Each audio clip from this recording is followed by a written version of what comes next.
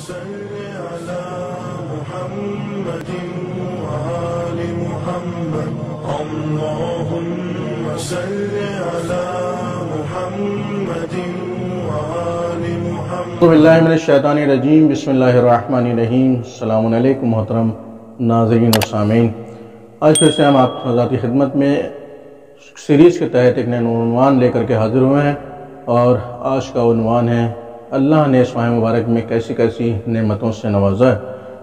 ان نعمتوں میں سے ہم آج کی گفتگو میں چند نعمتوں کا ذکر کر رہے ہیں۔ پروردگار نے یوں تو انسان کو سراپا نعمت سے سرفراز کیا ہے، جتنا بھی اس کا شکر ادا کیا جائے وہ کم ہے۔ زندگی کے اعتبار سے بھی، ایام کے اعتبار سے بھی، اور مہینوں کے اعتبار سے بھی خود انسان کا سر سے پیر تک نعمت ہی نعمت ہے، نعمت سے سرشار ہے، نعمت میں شرابور ہے۔ اگر انسان ہر وقت بھی شکر کے سجدے ادا کرتا رہے پروردگار کے لیے تو کم ہے ایک ایک نعمت کے اوپر، بلکہ شکر اس کا ادا ہو ہی نہیں سکتا۔ اتنی نعمتوں سے پروردگار نے نوازا ہے، اس کا شکر ادا نہیں ہو سکتا۔ لیکن اس کا مطلب یہ نہیں کہ ہم نعمتوں کا شکر ادا کرنا چھوڑ دیں، جتنا بھی ممکن ہو اس کی نعمتوں کا شکر ادا کرتے رہیں۔ نعمت کا شکر ادا کرنے کا فائدہ کیا ہے؟ شکران نعمت کرنے سے نعمتوں میں اضافہ ہوتا ہے، اور کفران نعمت کرنے سے نعمتیں کم ہوتی ہیں۔ اللہ نے ہمیں دیا ہی کیا ہے، ہمیں نصیب ہی کیا ہوا ہے، ہمارا تو نصیب پھوٹا ہوا ہے، اس طرح کی باتیں لوگ یہ کرتے ہیں تو یہ کفران نعمت ہے۔ خود انسان اتنا بڑا جسم لے کر کے ٹہل رہا ہے، سب سے بڑی نعمت ہے، اور جو الگ سے اس نے نعمتیں نوازی ہیں اپنی جگہ کے اوپر ہیں۔ ماہ مبارک بہترین نعمت ہے انسان کے لیے۔ ایک آنکھ کی جیسی نعمت کو وہی جانتا ہے جس کے پاس آنکھ نہیں ہے یا اس میں روشنی نہیں ہے۔ دل کی نعمت کو وہی جانتا ہے جس کا دل کام کر رہا ہے، لیکن اگر یہ کام کرنا بند کر دے تو اس کا کوئی بدل نہیں ہے، پھر کوئی دوسرا دل ملنے والا نہیں ہے۔ وہ الگ پیوند کاری کر دی جائے اور وقت پہ اور ٹرانسپیرنٹ ہو جائے، لیکن وہ بھی بر وقت اگر ہو جائے تو ویسا نہیں ہو سکتا ہے کہ جیسا اللہ کی طرف سے ملا ہے، اللہ کی طرف سے نعمت ملی ہے۔ اور اس کے علاوہ کڈنی کسی کی فیل ہو جائے، وہی سمجھتا ہے کہ کڈنی کی کیا عظمت ہے۔ یہ تمام چیزیں ہیں، سر سے لے کے پیر تک، ہاتھ ہے، پیر ہیں انسان کے، ناک ہے، منہ ہے، دانت ہیں، کان ہے، کس کس نعمت کا شمار کیا جائے؟ ہزارہا نعمتیں خود انسان کے جسم کے اندر ہیں جن کا شکریہ ادا نہیں کیا جا سکتا۔ اس کے اوپر سے جو اللہ پروردگار نعمتیں دیتا ہے، ہم جتنا بھی شکر ادا کریں کم ہے۔ اور اگر اللہ اس کے علاوہ جسم کے علاوہ نعمتیں نہ بھی دیتا تب بھی ہمیں شکر ادا کرنا چاہیے تھا کہ جسم کی صورت میں جو اس نے ہمیں نعمتیں دی ہیں وہی اس کا شکر ادا کرتے کرتے ساری زندگی گزر جائے تب بھی ادا نہیں ہو سکتا ہے۔ تو ہم یہاں پر ماہ مبارک رمضان کے تعلق سے چند نعمتیں ذکر کر رہے ہیں۔ ماہ مبارک خود ایک بہت بڑی نعمت ہے انسان کے لیے، پھر اس کے اندر جو اللہ نے خصوصیات رکھی ہیں، اس مہینے میں کیسی کیسی نعمتیں جو ادا فرمائی ہو جائیں۔ اور پہلی یہ کہ ہر قلیل عمل کو کثیر بنا دیا پروردگار نے، جز کو کل میں تبدیل کر دیا۔ مثلا کیسے؟ اگر قرآن مجید کی انسان ایک آیت کی تلاوت کرے اس ماہ مبارک میں تو ایسے ہے کہ جیسے عام دنوں میں پورے قرآن کی تلاوت کی، جیسے پیغمبر اسلام کا ارشاد گرامی ہے، من تلا فیہ آیۃ من القرآن کان لہ اجر مثل من ختم القرآن فی غیرہ من الشہور۔ پیغمبر اسلام فرماتے کہ جو شخص اس مہینے میں ایک آیت کی تلاوت کرے گا تو دوسرے مہینے کے ختم قرآن کے برابر ثواب ملتا ہے۔ اندازہ لگائیں کہ کتنی بڑی نعمت ہے۔ کتنی آیتیں قرآن مجید میں؟ 6666 آیات ہیں قرآن مجید میں۔ اب ایک آیت کی اگر ہم نے تلاوت کر لی تو کل قرآن کا ثواب مل گیا۔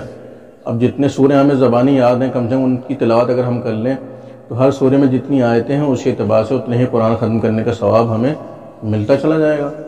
جیسے سورہ توحید میں 4 آیتیں ہیں، سورہ کوثر میں 3 آیتیں ہیں، تو ہم نے خالی کچھ سورہ کوثر کی اگر تلاوت کی تو معلوم ہو کہ 3 قرآن ختم کرنے کا ثواب مل گیا۔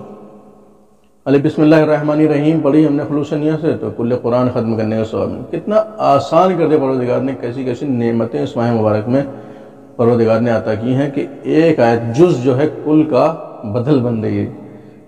تو بس ضرورت ہے کہ ہم اس سے استفادہ کریں، فائدہ حاصل کریں۔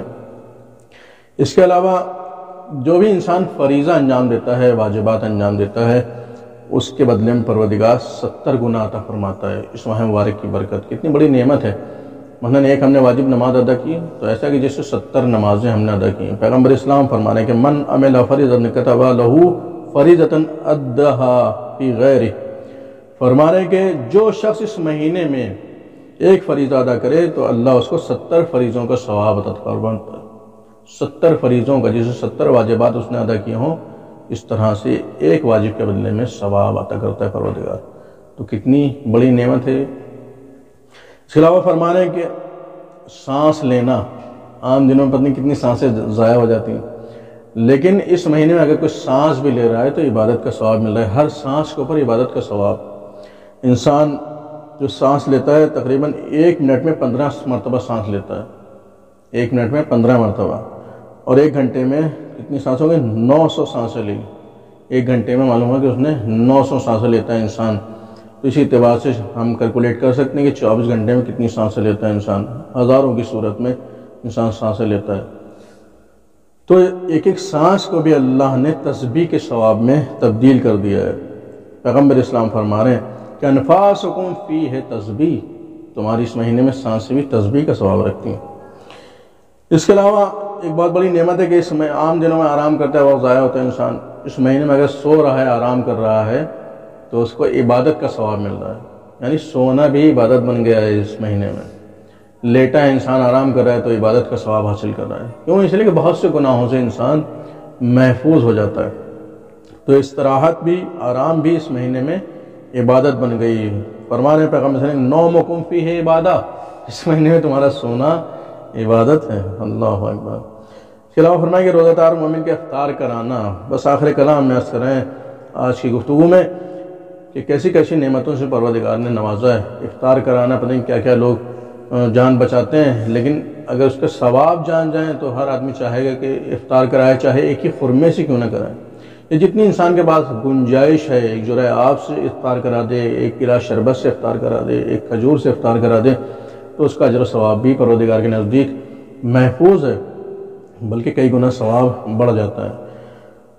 حضور فرمانے ہیں کہ یا ایھا الناس من افطر منکم صائما مؤمنا فی ھذا الشہر کان لہ بذلک عتق رقبۃ ومغفرہ لما مضی من ذنوبہ۔ پیغمبر اسلام فرما رہے ہیں کہ اگر کوئی شخص اس مہینے میں کسی کو افطار کراتا ہے تو اس کو اس مہینے میں افطار کرانے کا ثواب کتنا ملتا ہے؟ کہ ایک بندہ آزاد کرنے کا ثواب ملتا ہے، کہ جیسے کسی کو اس نے راہ خدا میں ایک بندے کو آزاد کرایا ہو، اور اس کے تمام گزشتہ گناہ معاف کر دیے جاتے ہیں۔ اندازہ لگایا آپ نے کتنی بڑی نعمت ہے کہ اگر ہم کسی کو افطار کرا رہے ہیں، سیر و سیراب کر رہے ہیں اس ماہ مبارک میں، تو اتنا اجر و ثواب کی جیسے ایک انسان کو آزاد کرا دو، ایک بندے کو، ایک غلام کو آزاد کرا دو، اتنا اجر و ثواب اس کے نام اعمال میں لکھا جاتا ہے۔ اور اس افطار کرنے کے بدلے میں ایک اور نعمت ملتی ہے انسان کو کہ گزشتہ تمام گناہ اس کے معاف کر دیے جاتے ہیں۔ تو یہ اس طرح سے بہت سی نعمتوں سے پروردگار نے اس مہینے میں ہمیں نوازا ہے جن کا ہم شمار بھی نہیں کر سکتے ہیں۔ تو ہم اس کے ایک ایک لمحے سے فائدہ اٹھائیں، اس کے فیض و برکات حاصل کریں۔ وآخر دعوانا الحمدللہ رب العالمین۔